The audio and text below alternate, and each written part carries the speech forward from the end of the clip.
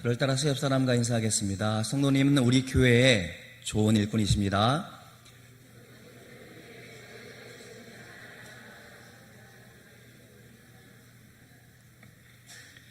그럼 일꾼이라는 말 어감상 그렇지 않습니까? 좋은 것 같기도 하고 하인 것 같기도 하고 누가 부리는 것 같기도 하고. 근데 성경에는 일꾼이라는 단어를 쓰고 있기 때문에 일꾼이라는 말을 썼어요.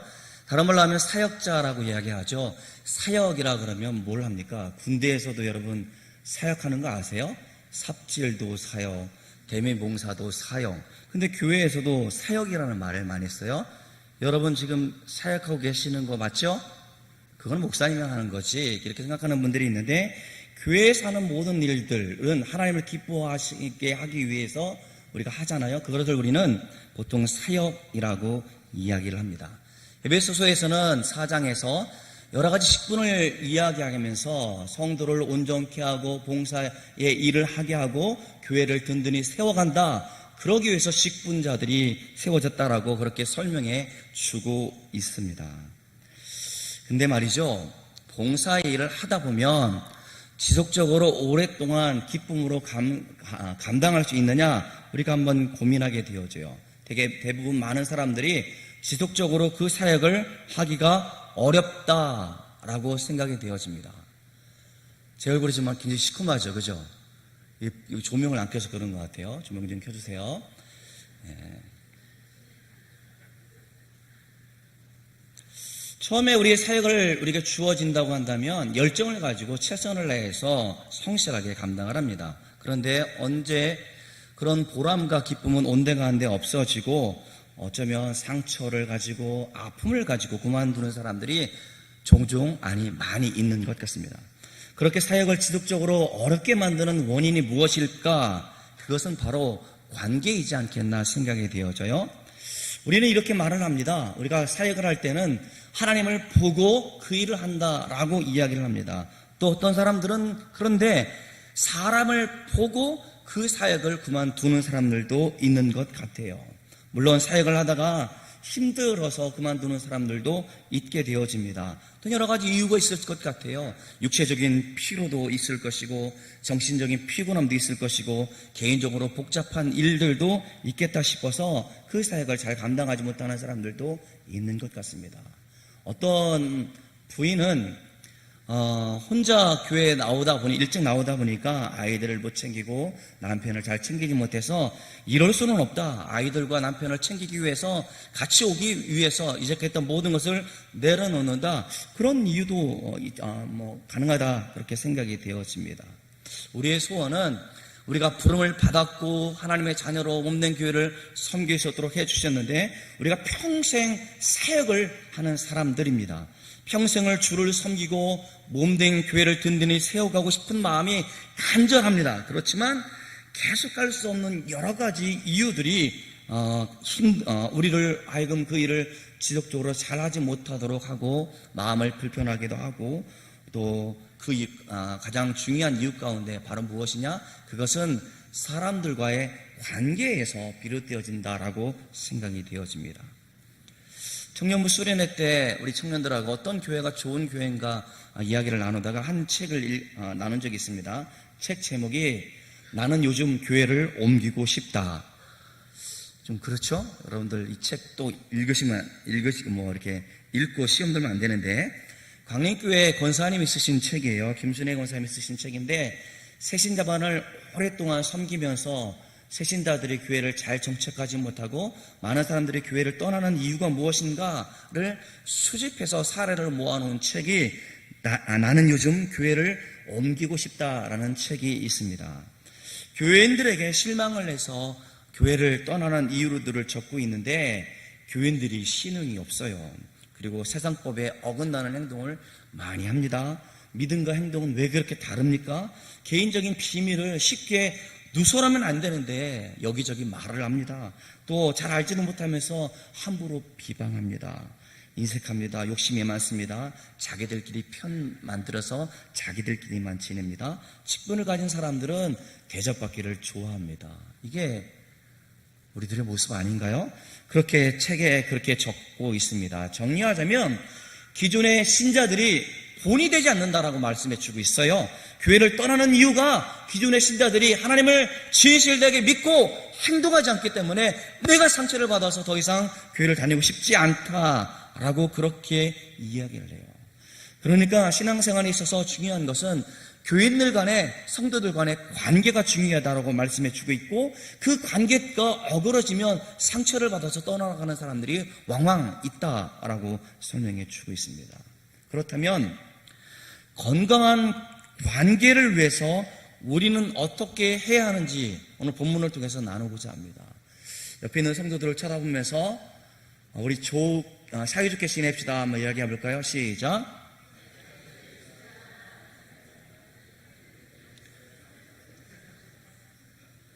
이 시간에 제일 힘들어요. 그죠? 시키니까 하긴 해야겠는데 껄끄러운 사람이 옆에 앉아있으면 이거 웃어야 되나 말아야 되나. 사이좋게 지내자는 것은 동네 골목에 있는 아이들처럼 쎄쎄쎄하고 그렇게 지내자는 것이 아니라 우리가 주님을 기뻐하시는 일을 함께하는 사람들이기 때문에 그 일이 완수되어지기까지 너도 나도 마음을 같이 하자라는 뜻이겠지요. 오늘 본문의 배경은 어떻습니까? 고린도 교회예요. 고린도 교회는 여러분들이 잘 알고 있는 것처럼 제가 이 부분에 대해서 네 번째 설교를 하고 있는데, 다양한 은사들을 받은 사람들이 많은 교회가 고린도 교회입니다. 그러니까 사역들이 굉장히 많았어요. 그 사역을 감당했던 사람들이 헌신적으로 열심으로 봉사했던 교회가 바로 고린도 교회였고, 많은 은혜가 있었던 교회였고 은사가 많았던 교회인데, 근데 문제는 무엇입니까?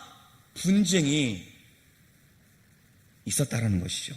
나는 바울파야, 나는 아볼로파야, 나는 개박파야, 아니 다 필요 없어, 나는 그리스도파야 라고 말하는 사람들이 있었다라는 것이죠. 요 교회를 개척한 사람이 사도 바울이니까 아마 사도 바울은 1대 목사, 그 위에 아볼로가 목회를 했기 때문에 아볼로가 2대 목사, 또 베드로의 천서를 받은 사람들이 목회를 했기 때문에 베드로파라고 말하는 사람들도 있었고, 다 마음에 안 들어요. 나는 그리스도파다라고 말하는 사람들이 있었다라는 것이 고린도 교회의 현실이었습니다.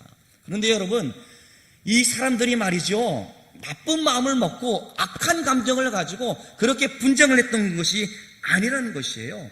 이 사람들이 미숙한 사람들이었고 신앙의 경륜이 없는 사람들이었기 때문에 자기의 욕심을 따라서 파를 나누었던 것도 아니란 말입니다. 이 사람을 내 편으로 만들어야지 그런 생각도 없었고, 그저 교회를 섬기고 하나님께서 기뻐하시는 일을 하기 위해서 하다 보니까 그런 분쟁이, 그런 분열이 일어났다라는 것입니다. 그들이 팔을 나눌 수밖에 없었던 이유가 어디에 있었느냐? 그들의 열심 때문이었다라는 사실이 아이러니예요. 열심 있는 교회에 지금 분쟁이 일어났다는 것입니다. 그들이 가지고 있었던 열심히 있었던 마음들, 헌신적이었던 그들의 마음이 지금 분열을 낳고 있다라는 것입니다.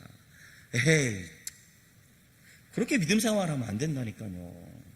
이렇게 해야죠 라고 말하는 사람들, 교회의 본질은 이거야 라고 주장하는 사람들이 있었다는 것입니다. 그리고 자기들이 받은 은사가 최고라고 말하고 있고 자기들이 하고 있는 사역이 가장 중요한 사역이다 라고 말을 하다 보니까, 주장하다 보니까 지금 교회에 분열이 일어나고 있다라는 것입니다. 바울은 지나치게 선교에 열심이었기 때문에 목회하는 데 있어서는, 신방하는 데 있어서는 잘 못됐다니까요. 이렇게 말하는 사람들. 아볼로는 성경을 잘 가르치고 목회를 잘하고 있지만 선교적 마인드가 없었다니까요. 이렇게 말하는 사람들. 이렇게 서로 교역자에 대해서 지도했던 영적인 지도자들에 대해서 이야기를 하면서 지금 파가 나뉘어지고 있다는 것입니다. 그들의 열심과 그들이 받은 은사 때문에 지금 교회가 나누어지게 되었다라는 것이에요. 분쟁이 있었다. 분쟁이 있는 교회, 여러분, 그건 건강한 교회라고 우리는 말할 수 없을 것입니다. 도대체 왜 이렇게 관계를 건강하지 못하게 만들까? 열심히 있음에도 불구하고 왜 그럴까? 우리의 고민이에요. 그것은 종종 사람을 사역의 수단으로 생각하고 있기 때문에 그렇습니다. 교회의 궁극적인 목적은 바로 무엇입니까? 성도를 세우는 일이에요. 성도를 하나님의 사람으로 온전히 세우는 것이 교회가 해야 될 일이란 말입니다. 선교 많이 합니다. 예, 중요한 것은 그 사람을 세워야 선교를 할 수 있습니다. 봉사도 많이 할 수 있습니다. 그런데 여러분, 사람을 온전히 세워야 봉사도 잘할 수 있다는 것입니다. 그러니까 그것이 무엇이든지 간에 교회가 하는 일은 그리스도의 몸을 든든히 세워가는 것이 목적이라는 말이에요. 그 몸의 지체가 되는 사람들을 세우는 것을 의미한다는 것입니다. 우리 교회 안에는 여러 가지 조직이 있고 위원회가 있고 선계가 조직되어 있습니다만은 조직을 위해서 사람이 필요한 것이 아니라 사람이 하나님의 일을 더 잘하기 위해서 조직이 필요하다는 사실을 우리는 잘 알고 있습니다. 교회란 결국 무엇입니까? 사람입니다. 교회라는 조직을 살리기 위해서 사람이 지금 있어야 된다는 말입니다.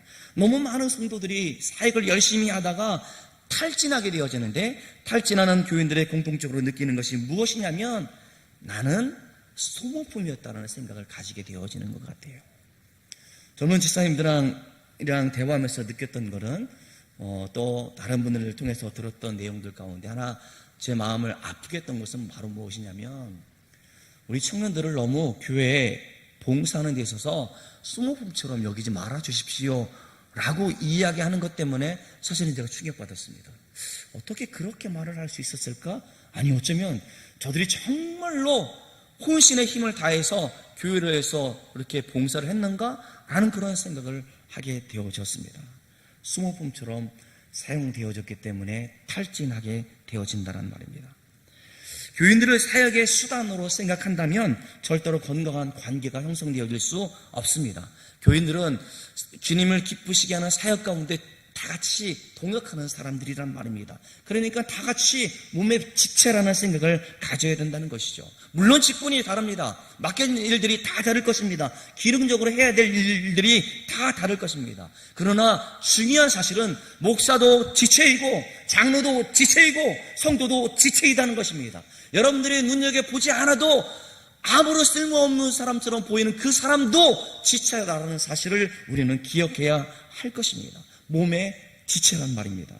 그 몸의 지체들을 서로 아껴서 몸을 세워가는 것, 이것이 바로 사역의 근본적인 이유입니다. 그렇게 생각하지 않는다면 어떤 일을 이루기 위해서 사람을 소모품처럼 생각하는 경향이 있다는 말이에요.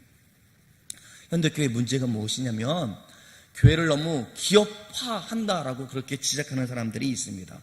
언제 그렇게 이야기를 하는가 봤더니 숫자가 많아졌기 때문에 이 교회를 체계적으로 움직이기 위해서 조직화해야 되고 행정을 이야기해야 되고 시스템을 구축하는 것, 그것을 말할 때 세속화되어졌다라고 말하는 것 같아요.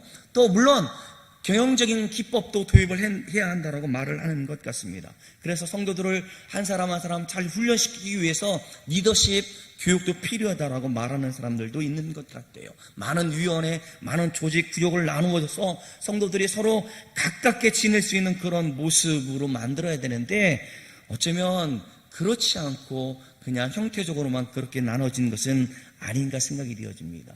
유기체적으로서의 본질을 잃어버린 채 그 모양만 추구하기 때문에 기업화되었다라고 말을 하는 것 같아요. 예, 물론 부분적으로 맞다고 생각이 되어집니다. 물론 교인들이 많아지면 100부장, 50부장, 1000부장을 세웠던 것처럼 그렇게 분업화해야 된다고 생각이 되어집니다. 세상의 경영 기법을 도입해서 리더자를 세우고 리더십 훈련을 통해서 그렇게 진행되어져야 된다고 생각합니다. 그러나 이런 것들 때문에 기업화되었다라고 지적하고 있는 게 아니에요. 사람에 대한 인식 자체가 기업과 다르지 않기 때문에 기업화되었다라고 말을 하고 있는 겁니다. 여러분, 기업이 어떤 것입니까? 이윤을 추구해야 돼요. 지금 제4차 산업혁명의 도래에서 목회를 준비하는 입장에서 이 4차 산업혁명의 시대 가운데 어떠한 목회를 할 것인가 고민이 되지 않을 수 없어요. 예루살렘에 있었을 때 차가 고장나가지고 센터를 갔는데 갔더니 특이하더라고요. 여기는 엔진만 고치는 센터가 있고 여기는 브레이크를 고친다든지 다 나눠져 있어가지고 우리 나라 같은 경우는 카세트 하나 가면은 모든 걸 다 고치잖아요. 그렇죠? 근데 거기는 딱딱 자기 분야가 아니면 고치지 않고 다른 곳에 가라고 이야기를 해요. 그래서 왜 그러냐 물어봤더니 일자리를 많이 만들기 위해서 그렇게 이야기를 한다라고 그래요. 참 좋다라고 생각이 되어지죠. 그런데 여러분, 4차 산업혁명은 수백만의 사람들의 일자리를 앗아갑니다. 모든 데이터를 충족을 해가지고 말이죠, 이 문제의 답을 사람들이 여러 사람이 필요했는데 컴퓨터 하나가 정보화해서 말이죠, 그것을 우리에게 답을 요구하고 있단 말입니다. 사실은 저도 위기를 느끼는데, 구글이라는 그런 그 제국 아래에 모든 데이터가 준비되어져 있어요. 이렇게 법적으로 허용되어진다고 하면 모든 여러분들의 정보가 다 데이터화되어 있어서 이런 문제에 대해서는 이렇게 대응해야 되고 저런 문제에 대해서 이렇게 대응해야 되고, 그것을 기업화한다고 한다면 그 정보를 얻기 위해서 우리가 다 돈을 지불하지 않겠습니까? 그런 시대가 도래해 있어요. 심지어 설교도 그렇다라고 얘기해요. 사람이 성경을 연구해서 주석화하고 우리 현 상황 가운데 맞춰서 우리 성도들 가운데 필요한 말씀이다라고 말을 전하는 건 이게 설교인데, 성도들이 말씀 가운데서 은혜를 받고 내가 하나님의 뜻대로 살아야 되지 이런 결단을 촉구하는 것이 설교인데, 아니 이게 말이죠, 알파고와 같은 그런 문명이 발달되어 가지고 바르게 해석하고 현 상황 가운데 바르게 적용할 수 있는 시대가 도래하지 않겠나, 그런 위기도 느끼게 되어져요. 이제 권목사는 사라지고 로봇가 와가지고 여러분들한테 설교를 하는 겁니다. 그러면 어떨까? 물론 이 교감이 안 되어지고 커뮤니케이션이 안 되어지고 소통이 안 될 수도 있습니다만은, 비단 우리가 위기의식 가운데 그렇게 이야기합니다만은, 일자리에 있어서는 가장 심각하게 4차 산업혁명이 우리 가운데 도래하고 있어요. 이게 무엇입니까? 이제 저 예루살렘처럼 일자리를 많이 만들기 위해서 자기 분야가 아니고 다른 분야, 여러 가지 분야별로 먹고 살기 위해서 그렇게 만드는 것이 아니라, 모든 것이 로봇이라든지 그런 정보를 하나로 모아서 되어지기 때문에 일자리는 점점 더 없어져요. 기업의 목적은 무엇이냐면 이윤을 추구하는 것이기 때문에, 이제 저 물류회사 가운데 수만 명의 사람들이 일했던 것을 이제 2명의 직원이 일을 하게 되어지는 시대 가운데 있다는 말입니다. 기업은 이렇게 이윤을 얻기 위해서 사람을 그렇게 이용하고 사람의 필요 없으면 가차없이 버리게 되어지는 것이 기업이란 말입니다. 얼마나 이 사람이 유능한가, 얼마나 우리 직무에 충실하고 능력 있는 사람인가를 보면서 그 사람을 선택하게 되어지는 것이 기업이란 말입니다. 그런데 여러분, 교회가 그렇게 되어지면 심각한 문제가 되어집니다. 교회가 기업화되었다는 것은 조직을 만들었기 때문도 아니고, 교회가 문제가 되는 것은 사람을 볼 때 그 사람의 유효성, 생산성에 문제를 두고 그렇게 보기 때문에 문제가 되어집니다. 야, 저 사람은 일을 잘할 것 같아 라고 생각을 한다든지, 야, 저 사람은 저런 사회적으로 그런 위치에 있기 때문에 우리 교회에 꼭 필요한 사람이야 라고 생각을 한다든지, 야, 저 사람은 그냥 일은 안 해도 돈이 많으니까 헌금을 많이 해서 우리 교회에 필요해, 저 사람이 있었으면 좋겠다라고 생각하는 그런 사고가 잘못되었다라는 것이죠. 오늘 공동회의에서 선출을 하는데 제 청년 때 이야기를 잠깐 들려줬으면 좋겠습니다. 지나고 나니까 알았는데, 그 당시에는 저는 교회 돌아가는 사정을 잘 몰랐습니다만은, 기업을 하시는 회장님, 벽산이 정확히는 모르겠어요. 어느 기업 회장인지 모르겠습니다만은, 그 회장님이 안소희 집사님인데 암 말기가 되어져서 우리 교회로 등록을 옮기게 되어져서 오게 되어졌습니다. 그분이 우리 교회 법이 6개월 이상 있어야 되는데 6개월이 되지 않았음에도 불구하고 그분과 더불어 다른 직분자를 세우기 위해서 그분의 이름이 들어갔다란 말이죠. 법적으로 지금 공부를 하고 법을 공부하다 보니까 그게 불가능한 일이었음에도 불구하고 왜 그렇게 했을까 의문이 되어지는데, 제가 왜 그것을 기억하냐면, 공동의회에 김영미라는 선배가 손을 번쩍 들고, 이거는 법이 아니지 않습니까? 자기가 알면 얼마나 알아? 근데 손가락에 손을 번쩍 들고 이것은 아닙니다 라고 이야기를 했던 그 자매를 잊지 않겠어요. 정말 그것은 하나님이 기뻐하시는 뜻이 아닌다라는 뜻으로 이야기를 했겠다 싶은데, 그렇게 말하는 것 가운데 굉장히 제가 충격을 받았습니다. 그 회장님이 저한테 만년표를 주셨거든요. 그래서 저는 그냥 뽑아야지라고 생각을 했었는데, 그 자매가 아니다, 이건 아니다라고 말했던 그 모습이 지금 생각하면 굉장히 용기 있는 자매 선배였다라고 그렇게 생각이 되어집니다. 저분은 기업의 회장님이기 때문에 우리 교회 장로님이 되어지면 좋겠다라는 생각을 했고, 실제로 어떤 장로님이 이제 돌아가실 날이 얼마 남지 않았는데 저분이 묘비명에 장로라는 타이틀이 있으면 얼마나 좋겠는가, 얼마나 그 말이 말이죠, 지금 생각하면 굉장히 옳지 않다라는 그런 생각을 하게 되어졌습니다. 모든 이야기들은 교회에 이 사람이 쓸모 있는가 쓸모없는가라는 기준을 하고, 이 사람의 돈이 많기 때문에 우리 교회에 필요하다라고 말하는 그런 사고, 그게 기업화 되어졌다라고 우리는 비판할 수 있겠다 싶고요. 그런데 사도 바울은 다르게 말하고 있습니다. 바울은 교회를 향해서 말할 때 교회는 무엇인가를 말하고 있는데, 교회는 몸이다라고 말씀해 주고 있습니다. 우리 다 같이 13절을 같이 읽도록 하겠습니다. 13절 시작. 우리가 헬라인이나 종이나 자유인이나 다 한 성령으로 세례를 받아 한 몸이 되었고 또 다 한 성령으로 마시게 하셨느니라. 아멘. 몸이라고 말하면서 교회에서 건강한 관계에 대한 중요한 원리를 제공하고 있습니다. 바울은 우리가 지체이지만 몸이라고 말씀해 주고 있고, 우리가 몸이라면 모든 지체는 다 소중하다라고 말하고 있다는 것이죠. 모든 지체는 다 긴밀하게 연결되어져 있고, 그래서 그것을 생명체, 유기체라고 설명하고 있는 것입니다. 물론 기능상 더 요긴한 부분들이 있는 것 같아요. 우스갯소리 한번 다 해보면, 여러분 세수를 합니다. 그러면 뭘로 닦죠? 수건으로 닦죠. 발은 뭘로 닦습니까? 걸레로 안 닦아요? 그럼 제가 한번 다시 한번 묻겠습니다. 얼굴 닦는 수건하고 발 닦는 수건은 같아요, 안 같아요? 저는 같은데 얼굴 먼저 닦고 발 닦아요. 그런데 거꾸로 말입니다. 발을 닦고 얼굴을 닦을 수 있어요? 그렇죠. 왜 차별해요? 얼굴하고 그 발은 똑같은 우리 지체인데, 그렇죠? 물론 우리가 발이 쉽게 더럽혀지기 때문에 그렇다라고 생각이 되어지는데, 오늘 기능상 우리 몸에 있어서 중요한 부분이 있고 다 중요합니다. 여러분 충수돌기 아시죠? 충수돌기가 뭐냐, 근데 맹장 아시죠? 맹장은 깨어나도 살아요, 못 살아요?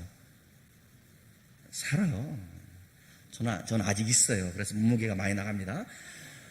근데 여러분, 우리 심장도 말이죠, 교체도 하게 되어지고, 간도 말이죠, 절개해서 사용하게 되어진다라고 얘기를 하는데, 기능상 중요한 부분이 있어요. 여러분, 이 뇌가 중요합니까, 안 중요합니까? 중요해요. 그래서 뭐로 감싸고 있습니까? 어제 단단한 뼈로 감싸고 있지 않겠습니까? 중요한 뇌가 흔들려서도 안 되고 말이죠, 충격받아서도 안 되고 깨져서도 안 되기 때문에 이 보호를 하고 있어요.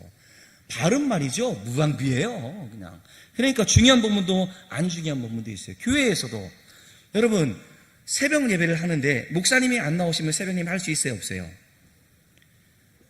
그렇죠? 근데 여러분이 안 나오거나 말거나 새벽 예배는 진행이 되어집니다. 우리 반주자가 있습니다. 반주자가 없으면 오늘 예배 돼야 안 돼요? 반주 없이 할 수 있어요.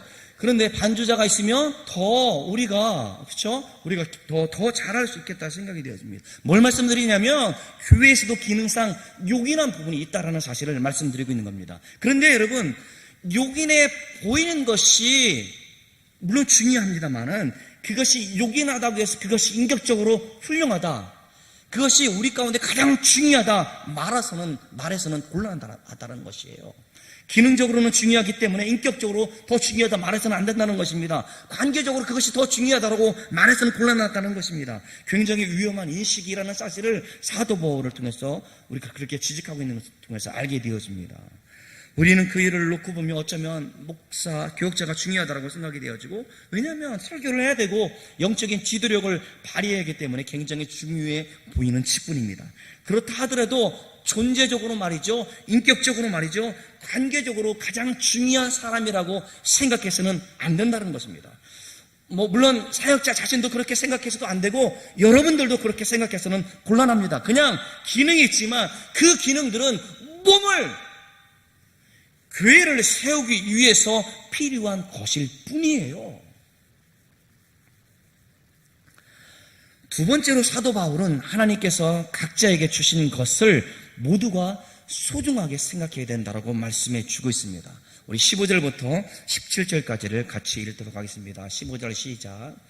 만일 발이 이르되 나는 손이 아니니 몸에 붙지 아니하였다 할지라도 이로써 몸에 붙지 아니한 것이 아니요 또 귀가 이르되 나는 눈이 아니니 몸에 붙지 아니하였다 할지라도 이로써 몸에 붙지 아니한 것이 아니니 만일 온몸이 눈이면 듣는 곳은 어디며 온몸이 듣는 곳이면 냄새 맡는 곳은 어디냐. 아멘. 온몸이 듣는 곳이 아니다. 냄새 맡는 것이 따로 있다. 그리고 말을 하는 것이 따로 있다는 말입니다. 그런데 사람들은 각자가 맡은 일이 제일 중요하다라고 생각한다는 것입니다. 특별히 어떤 일에 대해서 열심을 내고 중요한 이치 가운데 있다라고 한다면 더욱더 겸손해지고 더욱더 조심해야 되는데 그렇게 열심을 내다 보면 내가 하는 사역들이 가장 중요하다라는 생각을 하게 되어진단 말입니다. 아무리 생각하게 되어져도 이 손가락 하나보다는 머리가 더 중요한 것 같고 말이죠. 발보다는 내 입이 더 중요하다고 생각하는 것처럼 내가 하는 사역이 더 중요하다라고 생각해서는 안 된다라고 말씀을 하고 있어요.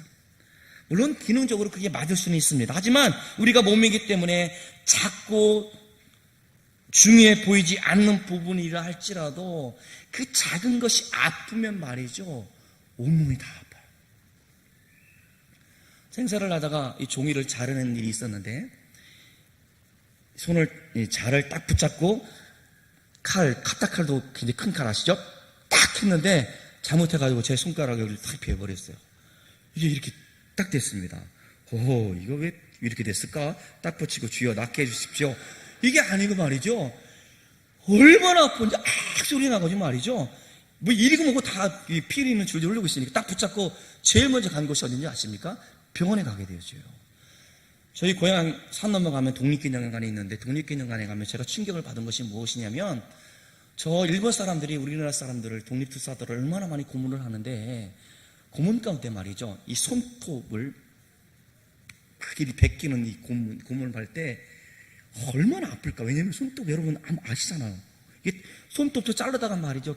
짧게 자르면 굉장히 아프지 않습니까? 근데 확 이렇게 됐어요. 바늘로 해가지고. 그런 고문을 한 거 보면 마음이 막 이렇게 되어진단 말이죠. 작은 부분인데 말이죠. 온몸이 아파요. 교회에 있어도 마찬가지로 어느 한 사람이 작다 손치더라도 저가 그 문제 때문에 눈물을 흘리고 고통스러워하겠다라면 우리가 함께 기도하면서 아파야 된다는 사실을 우리 오늘 본문을 통해서 알게 되어집니다. 그렇기 때문에 유gin하지 않는 부분이 일어날지라도 그것을 소중하게 여겨라라고 말씀해 주고 있던 것입니다. 눈도 중요하고 손도 중요하고 발도 중요하고 충소돌기도 중요하다라는 사실을 말씀해 주고 있고 그냥 내버려두면 안 된다라는 말씀이에요. 그런데 사람들은 자기가 맡은 사역이 내가 하고 있는 일이 내가 맡은 은사가 내가 받은 은혜가 가장 크다라고 고린도 교회 아니 우리도 그렇게 말하고 있단 말입니다. 손가락이 몇 개입니까? 몰라요?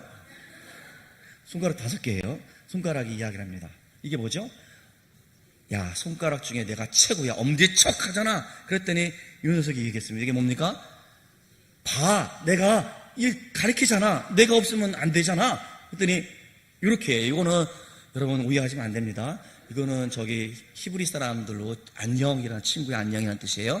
이렇게 돌리면 곤란해요. 그런데 이게 말합니다. 뭐라고 말을 합니까? 야, 내가 제일 커. 그러니까 내가 제일 중요하라고 말합니다. 그랬더니 여기 이 뭐냐 근데 약지 이가 말합니다. 뭐라고 말할게요? 반지를 나한테 끼잖아. 그러니까 내가 제일 중요해. 그랬더니 이 녀석이 고민이 나게 생각했습니다. 제일 작죠. 별 별로 없죠. 저는 또 이게 제일 못생겼어요. 울퉁불퉁합니다. 그랬더니 이 녀석이 하는 말, 야, 나 없으면 바보야.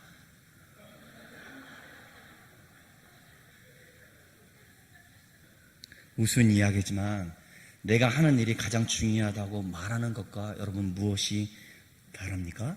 다른 사람을 존중할 줄 알아야 되는데 결국 상대방에 대한 입장, 배려는 온데가 없고 나 중심의 관계를 강조하는 예화이지 않겠나 생각이 되었습니다. 오늘 본문 우리 다 읽진 않았습니다만 다음 구절에 보면 왜 하나님께서 더 아름다운 부분과 덜 요긴한 부분을 두셨을까 말하면서 바로 몸을 고르게 하기 위해서라고 말씀해 주고 있어요. 우리 24절, 25절을 함께 읽어보도록 하겠습니다. 시작. 우리의 아름다운 지체는 그럴 필요가 없느니라. 오직 하나님이 몸을 고르게 하여 부족한 지체에게 귀중함을 더하사 몸 가운데서 분쟁이 없고 오직 여러 지체가 서로 같이 돌보게 하셨느니라. 아멘. 뭐라고요? 서로 돌아보도록 하셨다라는 말입니다. 많이 가진 사람은 나눠주고 부족한 사람들은 그 필요를 채워주라는 말이에요. 그것이 몸을 고르게 하는 것이라고 말씀해 주고 있는 것입니다. 남을 무시하지 말고, 남을 비판하지 말고, 남을 험담하지 말고, 저 사람을 바라봤을 때 자랑할 것이 없네. 없어. 없어도 그 한 가지가 잘하는 것이 있다고 한다면 그 사람에 대해서 잘하는 것을 이야기하는 그것이 몸을 고르게 하는 것이라고 우리는 이해할 수 있겠다 싶어요. 그게 필요한 것을 채워주세요. 그가 비록 우리 교회에 있어서 덕이 안 되는 일도 많이 합니다만은 우리와 함께 예배드리는 것만으로도 우리가 그를 기뻐할 수 있는 그 모습, 그게 고르게 하는 일이라고 설명할 수 있겠다 싶습니다. 사랑하는 성도 여러분, 결론입니다. 교회는 몸이에요. 교회는 조직이 아니라 사람입니다. 사역과 헌신의 초점은 언제나 사람한테 초점이 맞추어져야 합니다. 건강한 사역을 위해서 건강한 관계가 필요하다면 건강한 관계는 무엇입니까? 하나님께서 나를 어디에 두든지 몸의 지체로서 나를 세워주셨고 몸의 기능을 하게 하셨기 때문에 내가 주님의 몸된 교회를 세워가기 위해서 하는 모든 일들은 다 중요하다는 생각이 우리 가운데 있어야 된다는 사실입니다. 오늘 우리가 임직자 선출을 위한 공동 이해를 합니다만은 어떤 분들은 그것들 때문에 상처를 입기도 하고 어떤 분들은 교회를 떠나는 것들 가운데 그것은 교회를 잘 모르기 때문에 라는 생각이 되어져요. 정말 우리에게 맡겨진 일들이 주방에서 누가 알아주지 않고 여름에 얼마나 땀 흘리면서 말이죠 봉사를 하고 있습니까? 여러분 청소하는 일들을 돌아보는 일들 이게 얼마나 중요하지 않는 것처럼 보일지라도 알게 모르게 그렇게 헌신하는 사람들이 교회에 있다는 사실을 우리에게 생각을 하게 되어지요. 그 하나하나가 중요하다는 사실을 말씀해 주고 있고 그 한 사람 한 사람이 우리 교회 가운데 꼭 필요하다는 사실을 말씀해 주고 있습니다. 그러기에 직분은 교회를 세우기 위해서 하나님께서 세워주신 것이고 그 직분을 받은 사람들 가운데는 그것을 감사함으로 겸손한 마음으로 그 직분을 감당하라 말씀해 주고 있고 그 직분을 잘 감당할 수 있도록 우리는 응원해 줘야 되고 기도해 줘야 되고 그들을 통해서 연약한 성도들 힘든 사람들을 위해서 함께 울어주고 기도하고 병문안하고 말이죠 그를 돌아보는 일들을 하기 위해서 직분자를 세워주셨다는 것입니다. 나는 자격이 안 돼. 자격되는 사람 제가 봐도 한 사람도 없습니다. 다 부족합니다. 그러나 제가 볼 때는 다 부족해요. 여러분 한 사람도 그런 자격이 안 된다니까. 어떨 때는 화도 나요. 기도해줬더니 내가 어제 적어봤어요. 어제 토요일 날 온 사람 이름을 쭉 적어봤어요. 쭉 적어봤는데 38명이 안 돼. 고민이야. 어떻게 누구를 써야 될지 나는 고민이 돼요. 근데 말이죠. 사람은 이렇게 판단하는데 하나님은 그렇지 않아요. 모든 사람들이 하나님의 일을 하기 위해서 우리를 주목해 보고 계시고 하나님께서 우리를 사랑하신다는 사실입니다. 우리는 직분자를 세우는 일입니다만은 직분자가 그렇게 선출되지 않았음에도 불구하고 하나님이 보실 때에는 그 사람도 하나님의 교회를 든든히 세워가기 위해서 필요한 사람이다라고 오늘 본문을 통해서 알게 되었습니다. 여러분 우리 조금 천천히 가도 괜찮아요. 중요한 것은 우리 다 같이 함께 가는 것이 중요하지 않겠습니까? 모든 사람들이 함께 가는 것이 빨리 뛰어가는 것보다 더 유익하고 더 중요한 것 같아요. 그러니까 우리 교회는 직분이 계급이 아니잖아요. 직분은 제가 그런 얘기를 합니다만 저는 이 철학을 가지고 이해합니다. 직분은 명예 아니 명자에서 한자를 고치세요. 멍해입니다. 멍해. 교회를 위해서 멍해 십자가의 길 고난의 길을 걷고자 하는 사람들이 직분자입니다. 더 많이 수고하고 더 많이 땀 흘리고 내가 몸이 힘들죠. 기도에 나오려고 그러면 얼마나 힘들겠습니까? 새벽마다 교회를 위해 성도들을 위해서 우리가 기도하다 보면요 얼마나 많은 사람들이 기도해야 되는지 모르겠습니다. 그게 명예가 아니고 멍해라니까요. 그분들이 직분자이지 않겠나 생각이 되어집니다. 그러기에 우리 성도들은 사람을 귀하게 여길 수 있었으면 좋겠어요. 왜? 하나님께서 그렇게 보고 계시기 때문에 그래요. 그래서 제게 그런 직분이 주어진다면 가장 낮은 자리에서 겸손해서 그 일을 감당했으면 좋겠고, 혹시 그렇지 않다 할지라도 그럼에도 불구하고 내게 맡겨진 일들이 있다, 직분이 있다, 하나님의 교회를 든든히 세워가는 데 있어서 내가 해야 될 일이 있다, 그 주어진 위치에서 감사함으로 잘 감당하실 수 있는 저와 여러분들 되어지기를 주의 이름으로 축원합니다. 기도합니다. 하나님 아버지, 보잘것없는 우리를 하나님